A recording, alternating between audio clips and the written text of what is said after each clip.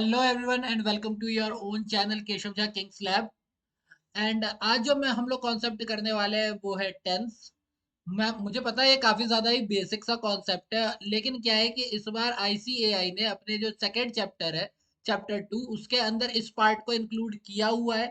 और मैंने कहा था क्योंकि ये पार्ट इन्होंने इंक्लूड किया हुआ है तो मैं इसके लिए एक सेपरेट वीडियो बना के लाऊंगा। मैं उस तरीके से नहीं पढ़ाऊंगा जिस तरीके से आईसीएआई ने अपने मॉड्यूल में दिया हुआ है।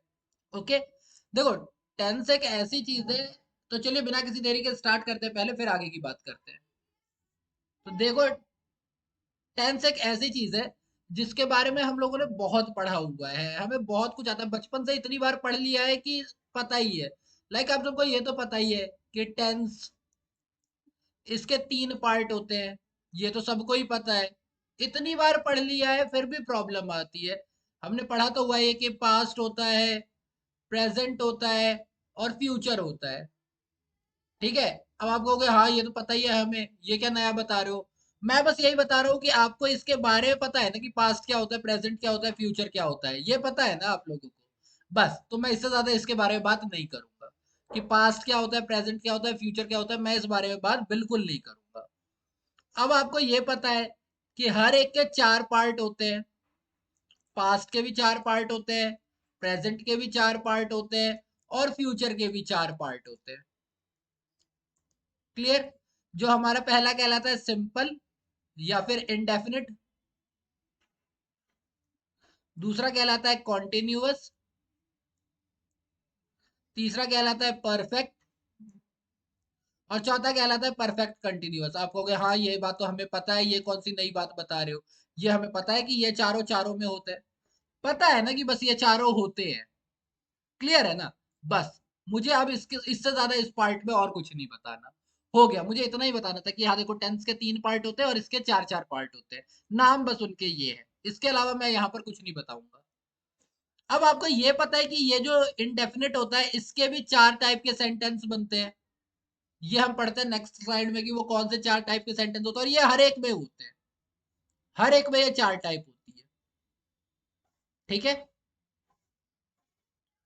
जैसे एक होता है अफर्मेटिव, दूसरा होता है नेगेटिव, एक होता है इंटेरोगेटिव, फिर होता है interrogative negative, sorry interrogative negative.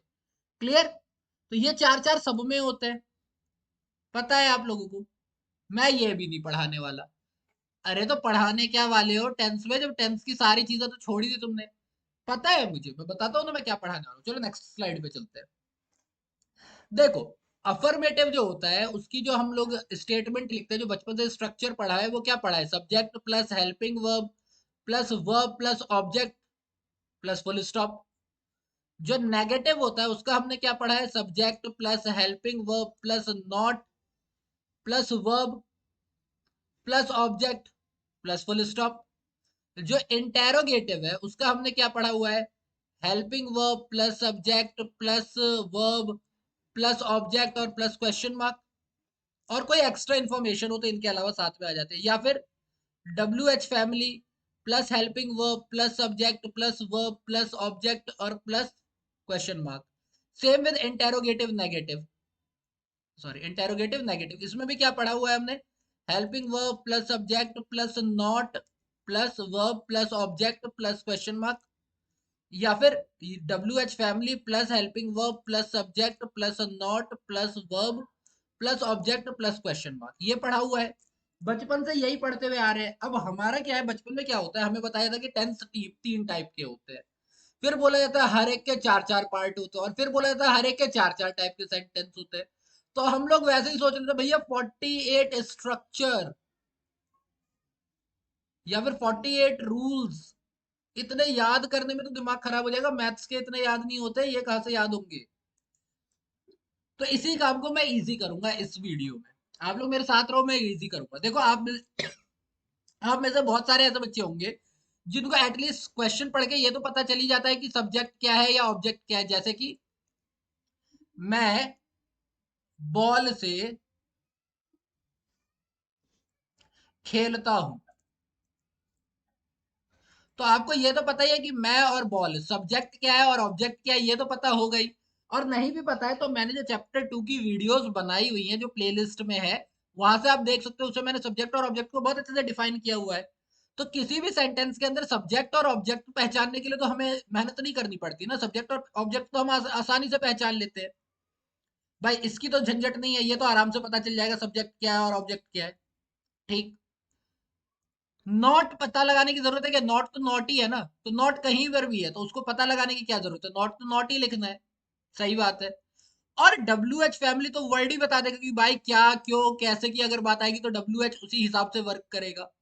तो हम क्या देखते हैं कि सारे के सारे सेंटेंस में जिस पोर्शन में मुझे मुश्किल आती है वो आती है कि भैया हेल्पिंग वर्ब कौन सा लगेगा और उसके साथ में वर्ब कौन सा लगेगा। अगर सिर्फ हम ये आइडेंटिफाई कर ले तो हमारा ये चैप्टर बड़ा ही इजी हो जाएगा। और मैं जो आपको रूल्स बताऊंगा वो इसी के रिगार्डिंग बताऊंगा। आपको पूरे टेंस में सिर्फ ये चीज पढ़नी है, अगर आपने ये कमांड कर लिए तो आराम से हो जाएगा। और इससे रिलेटेड मैंने कुछ सिर्फ 6 रूल्स बनाए हैं। ठीक है, चलो एक एक करके उनको डिस्कस करते हैं। सबसे पहली बात करते हैं डेफिनेशन की। तो देखो ग्रामर की डेफिनेशन आती है, कई बार आती है, तो हम लोग पढ़ते हैं grammar is a set of rule which help us to read write speak and understand a language properly. यानी किसी भी भाषा को सही रूप से पढ़ने लिखने बोलने और समझने का जो ज्ञान है वो व्याकरण कहलाता है, ग्रामर कहलाता है। यहाँ पर इसकी एक और डेफिनेशन है कि एवरी सेंटेंस, अगर मैं सेंटेंस की बात करूं ग्रामर की बात करूं वो हो गया व्हाट इज ग्रामर। अगर मैं बात करता हूँ व्हाट इज सेंटेंस, अगर मैं इसकी बात करता हूँ व्हाट इज सेंटेंस, तो every sentence has to aspect. Her sentence के दो एस्पेक्ट होते हैं, एक सेंस और दूसरा टेंस। ठीक है, तो हर सेंटेंस के दो एस्पेक्ट होते हैं, सेंस एंड टेंस। जो सेंस होता है वो बताता है मीनिंग के बारे में कि भाई ये बोलना क्या चाहता है, जबकि जो टेंस बताता है वो बताता है हमें टाइम फ्रेम के बारे में कि ये पास्ट में हो रहा है, प्रेजेंट में हो रहा है या फ्यूचर में हो रहा है। तो टाइम से रिलेटेड क्या होता है? टेंस। और हमें क्या पढ़ना है? टेंस के बारे में। सबसे बड़ी प्रॉब्लम जो फेस की जाती है, the major problem faced by the many student is the correct combination of helping verb and form of verb. जो मैंने बताया कि कौन सा हेल्पिंग वर्ब लगे, कौन सा उसकी जगह फॉर्म ऑफ वर्ब लगे, ये मेजर इंपॉर्टेंट है। तो इसके कुछ रिगार्डिंग रूल्स है, जरा इसको हम यहाँ पर पढ़ते हैं। रूल नंबर 1, इन टेंस। अच्छा मैं यहाँ पर इन टेंस बोल रहा हूँ, इन इंग्लिश नहीं बोल रहा हूँ, ठीक है ना, इन टेंस बोल रहा हूँ क्योंकि इंग्लिश में रूल्स थोड़े बहुत चेंज होते हैं, एक्सेप्शंस आती है। पर अगर मैं सिर्फ टेंस की बात करता हूँ, in tense there are only 7 helping verb. सिर्फ 7 हेल्पिंग वर्ब है जिनके साथ V1 प्लस ING आती है। और कोई सा भी ऐसा हेल्पिंग वर्ब टेंस के अंदर है ही नहीं जिसमें V1 ING आती हो। वो कौन कौन से? Is, am are, was, were, will be, shall be. ये ही ले दे करके 7 ऐसे हेल्पिंग वर्ब है जिनके साथ V1 ING आती है। इसके अलावा कहीं नहीं आती। यानी कि आपको बस ये याद रखना है कि अगर आपको V1 ING का यूज करना है तो आप वो सिर्फ इन 7 हेल्पिंग वर्ब्स के बाद ही यूज कर सकते हो। अब ये तो पता ही है कि भैया ये जो 3 सेट है ये प्रेजेंट के है, ये जो 2 है ये पास्ट के, और ये जो 2 है ये फ्यूचर के है। इतना तो आप लोगों को पता ही है। क्लियर? तो ये सिर्फ 7 ही ऐसे हेल्पिंग वर्ब है जो V1 प्लस ING के साथ लगेंगे और कोई सा भी नहीं लगेगा। मुझे पता है बहुत सारे बच्चे एक्सेप्शन पे आ गए होंगे या बहुत सारे बच्चे बोलेंगे कि नहीं इसके साथ तो वर्ब का थर्ड फॉर्म भी लगता है। हाँ लगता है, बिल्कुल लगता है, लेकिन वो एक्टिव पैसिव में। मैं क्या पढ़ा रहा हूँ? टेंस। जब एक्टिव पैसिव पढ़ाऊंगा, जब वॉइस पढ़ाऊंगा, वो वहां बात करेंगे। रूल 2 की अगर मैं बात करूं तो रूल 2 ये कहता है कि भैया केवल 5 ऐसे हेल्पिंग वर्ब है टेंस में जिनके साथ वर्ब की थर्ड फॉर्म लगती है। सिर्फ 5। Has have, had, will have, shall have. जिससे आपको पता है कि ये दोनों प्रेजेंट के हैं, ये अकेला पास्ट का है, और ये दोनों फ्यूचर के। बस अगर आप ये याद कर लोगे भैया अगर V3 लगाना है तो मैं बस ये ही 5 लगा सकता हूँ, इसके अलावा और कोई हेल्पिंग वर्ब नहीं लगा सकता। उसके बाद आपको पता है कि आप सेंटेंस कौन से टाइमिंग में फ्रेम कर रहे हो, आपको ये तो पता ही है, आप इतनी 12वीं प्लस आ चुके हो आप लोग, तो आपको ये तो पता ही है कि आप कौन से टाइम फ्रेम में सेंटेंस सेट कर रहे हो। आप पास्ट के बारे में बोलना चाहते हो, प्रेजेंट के बारे में बोलना चाहते हो, तो बस उसके हिसाब से अगर आपका मन कर रहा है कि V3 लगाना है तो यही आएगा। अगर आप इसके अलावा किसी भी और हेल्पिंग वर्ब के साथ V3 लगाते हो तो यानी कि वो सेंटेंस गलत है। अब एक और चीज है कि V1 ING जो है वो 5 और हेल्पिंग वर्ब है जिनके साथ यूज हो सकता है। अभी आप बोलोगे आपने तो अभी तो मैं बोल रहा था कि 7 ही है, फिर 5 और कौन से आ गए? ठीक है, मैं नहीं बोला था, मैं ही आगे बताता हूँ। ये 5 तभी लगेंगे जब उसके अंदर सिंस या फॉर वाली बात आती है। यानी जब किसी भी टाइम के साथ से लगा होगा सेंटेंस में आप जो बना रहे हो, तब ही ये 5 यूज कर सकते हो। अदरवाइज तो जो पहले के साथ है वही रहेंगे। तो सिंस या फॉर का सेंस होगा तभी आप ये 5 यूज कर सकते हो। कौन कौन से? Has been, have been, had been, will have been और शैल हैव बीन। तो पता ही है हैज हैव प्रेजेंट के है, हैड पास्ट का, और विल हैव शैल हैव जो है फ्यूचर के है। तो अगर ऐसा सेंटेंस आप बनाने की कोशिश कर रहे हो कल से, आज से, परसों से, 1990 से, 1947 से, 1911 से, 2021 से, अगर ऐसा कोई भी चीज ले रहे हो जिसमें आप एक टाइम ले रहे हो उसके बाद से लगा रहे हो, तो वहां पर इनमें से किसी भी हेल्पिंग वर्ब के साथ आईएनजी की फॉर्म आ सकती है। अगर टाइम वाली बात नहीं कर रहे हो, टाइम के साथ से नहीं लगा रहे हो, तो प्लीज आईएनजी फॉर्म मत लगाना। वो सिर्फ उन्हीं सातों के साथ लगेगी जो हमने रूल नंबर 1 में पढ़े थे। रूल नंबर 4, रूल नंबर 4 क्या कहता है कि अगर आप अफर्मेटिव सेंटेंस बना रहे हो पास्ट इंडेफिनिट का, यानी कि सिंपल सी भाषा में सिंपल पास्ट का सिंपल सेंटेंस बना रहे हो, वह गया, उसने खाया, वह आया, सिंपल ऐसा सेंटेंस बना रहे हो, सिंपल, ठीक है। वह गया, वह आया, मैं बाजार गया, सिंपल सेंटेंस, ठीक है, जिसमें ना तो आप नॉट का यूज कर रहे हो और ना ही आप क्वेश्चन मार्क का यूज कर रहे हो। ना तो आप नॉट को यूज कर रहे हो ना ही क्वेश्चन मार्क को। अगर सिंपल पास्ट का बना रहे हो तो केवल वहीं पर वर्ब की सेकंड फॉर्म लगेगी, और कहीं पर भी वर्ब की सेकंड फॉर्म नहीं लगती पूरे टेंस के अंदर। पूरा का पूरा टेंस उठा के पढ़ लो और कहीं भी वर्ब की सेकंड फॉर्म नहीं लगती है, ठीक है।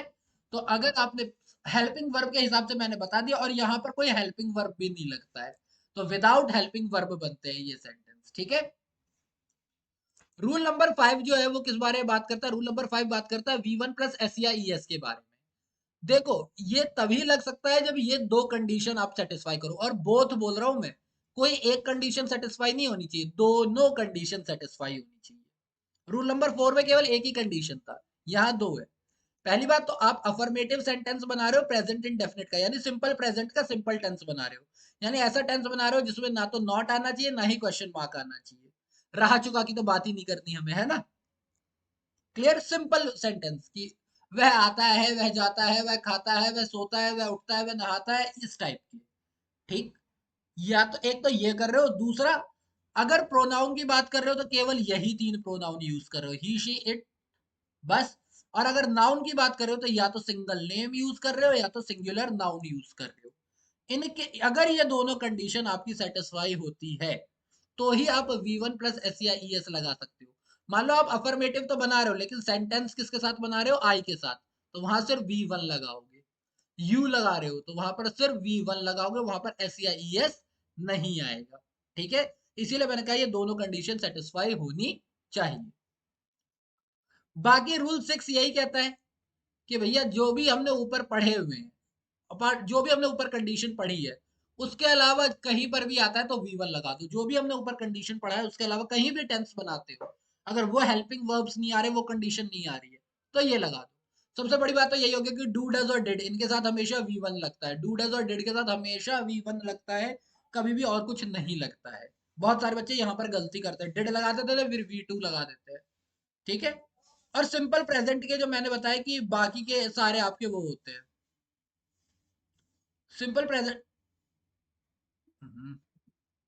सिंपल प्रेजेंट का जो मैंने बताया कि आपके बाकी के सारे होते हैं, यानी कि आई हो गया, यू हो गया, वी हो गया, प्लूरल नेम हो गया, या फिर प्लूरल नाउन हो गया, ठीक है। यानी मल्टीपल नेम या फिर प्लूरल नाउन हो गया, तो वहां पर भी हम क्या लगाएंगे? वहां पर भी हम V1 ही लगाएंगे और कुछ नहीं लगाएंगे। सो दैट्स बीन सेड, ये 6 रूल्स है, एंड आई रियली थिंक कि अगर आप इन 6 रूल्स पे कमांड कर लोगे तो आपको टेंस में ऐसे सब्जेक्ट आएगा, फिर हेल्पिंग वर्ब आएगा, फिर हैज बीन आएगा, फिर ये आएगा, फिर वो आएगा, इस तरीके से करने की जरूरत नहीं पड़ेगी, ठीक है। तो इसके साथ ही हमारा टेंस का पार्ट 1 कंप्लीट होता है। अगर आपको वीडियो अच्छी लगे तो प्लीज लाइक करें, अगर आपको लगता है कि आपके फ्रेंड्स को भी ये देखना चाहिए तो प्लीज शेयर करें। मेरे लिए कोई भी सजेशन है या फिर कोई भी कंप्लेन तो प्लीज कमेंट बॉक्स में मुझे बताएं। And that's been said. Thank you. Thank you for your time.